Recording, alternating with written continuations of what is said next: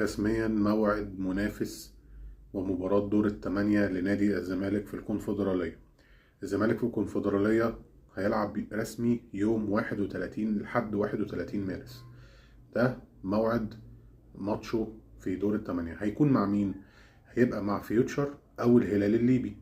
في الحالتين الماتش هيبقى بعد الفطار، أو هيلاعب الأفريقي التونسي وده طبعا في تونس بعد الفطار برضه، أو استاد مالي برضه مالي بتلعب بالليل.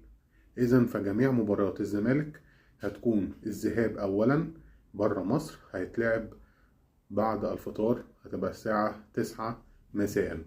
المباريات 9 مساء بعد الفطار، لكن في الدوري المصري هتبقى 9:30.